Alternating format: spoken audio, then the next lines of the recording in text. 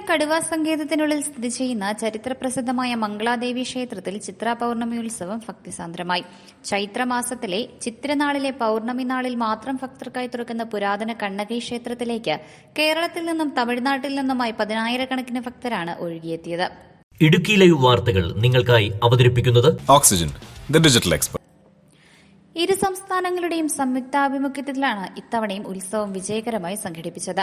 1000-ലധികം വർഷം പഴക്കമുള്ള ക്ഷേത്രത്തിൽ ഒരേ സമയം കേരള തമിഴ്നാട് രീതികളിലുള്ള പൂജാകർമ്മങ്ങൾ നടന്നു. പുലർച്ചെ 5:30-യോടെ ക്ഷേത്ര നട തുറന്ന് ആചാരപരമായ ചടങ്ങുകൾ ആരംഭിച്ചു. മംഗളാദേവി പ്രതിഷ്ഠയുള്ള ആദ്യ ശ്രീകോവിലിലും ഗണപതി ശിവപാർവതി സങ്കല്പത്തിലുള്ള പെരുമാൾ കോവിലുകളിലും കേരള രീതിയിലുള്ള പൂജകൾ നടന്നു. തന്ത്രി സൂര്യകാലടി മന ജയസൂര്യൻ ഭട്ടതിരിപ്പാടും മേൽശാന്തി മൂലത്തടം എം.എൻ. നാരായണൻ നമ്പൂതിരിയും പൂജകൾക്ക് നേതൃത്വം നൽകി. തൊട്ടടുത്തുള്ള രണ്ടാമത്തെ ശ്രീകോവിലിൽ തമിഴ്നാട് രീതിയിലുള്ള പൂജാവിധികളാണ് നടന്നത്. രാജരാജ ചോളൻ നിർമ്മിച്ചതെന്ന് കരുതപ്പെടുന്ന ഗുഹാ കവാടവും ക്ഷേത്ര സമുച്ചയത്തിന്റെ പ്രത്യേകതയാണ്.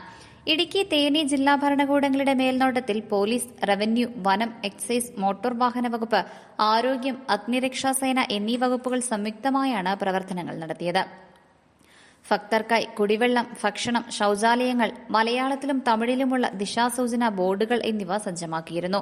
സുരക്ഷാ ക്രമീകരണങ്ങളുടെ ഭാഗമായി ദുരന്ത നിവാരണ യൂണിറ്റും ആംബുലൻസ് സൌകര്യത്തോടുകൂടിയ മെഡിക്കൽ സംഘങ്ങളെയും വിവിധ പോയിന്റുകളിൽ വിന്യസിച്ചിരുന്നു. അഗ്നിരക്ഷാസേനയുടെ സേവനവും ലഭ്യമാക്കിയിരുന്നു.